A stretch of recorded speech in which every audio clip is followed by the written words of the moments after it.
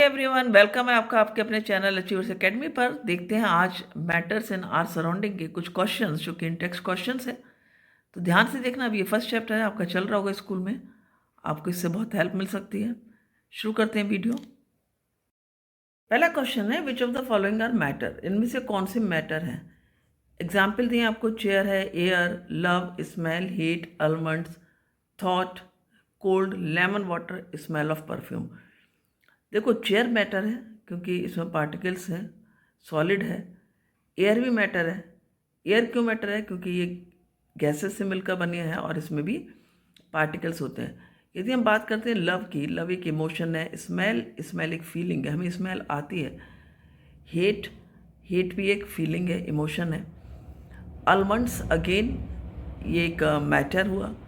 Thought, thought भी एक like ये भी एक तरह का इमोशन ही है।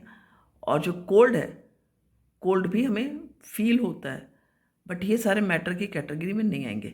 लेकिन हमें लेमन वाटर की बात करें तो लिक्विड है और मैटर की कैटेगरी में आएगा। स्मेल ऑफ परफ्यूम भी मैटर की कैटेगरी में आएगा, क्योंकि देखो यहाँ पर परफ्यूम है, तो एयर के साथ जब हम परफ्यूम करते हैं, स्प्रे करते हैं, तो एयर में उसके पार्टिकल्स मिल जाते हैं, और जिसकी वजह से जब उन पार्टिकल्स का मूवमेंट होता है वो हमारे तक पहुँचती है। तो यहाँ पर जो स्मेल ऑफ परफ्यूम है वो भी आपका मैटर है।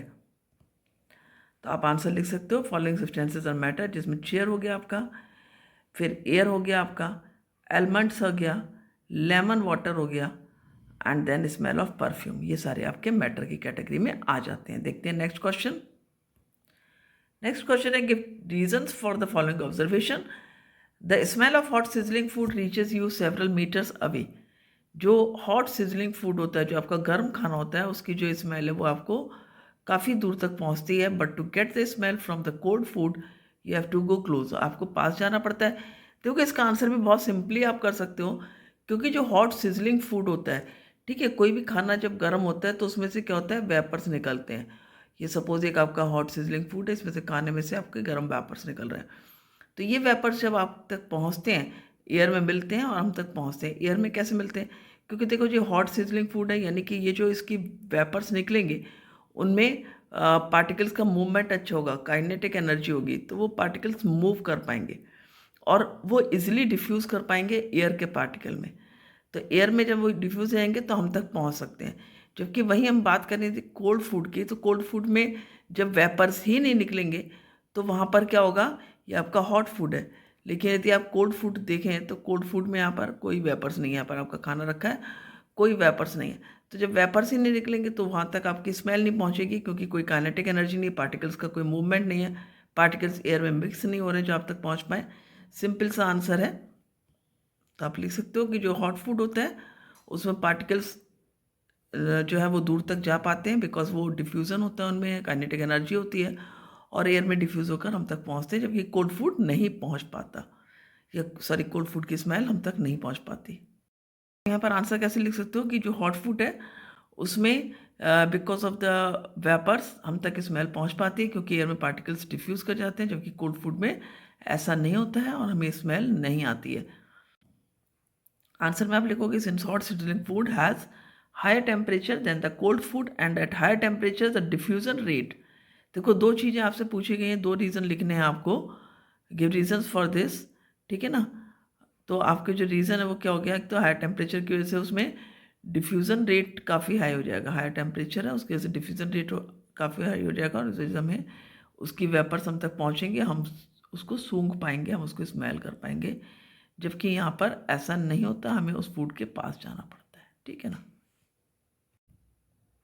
तो आप आंसर लिख सकते हो यहाँ पर, since hot sizzling food has higher temperature than the cold food. Cold food से जो हॉट फूड होता है उसका टेम्परेचर ज़्यादा होता है और इस वजह से डिफ्यूज़न रेट भी हाई होता है, and at higher temperature the diffusion rate is very high और very fast. Due to this the smell of sizzling food reaches to us but from the several meters away, but to get the smell from the cold food we have to move close.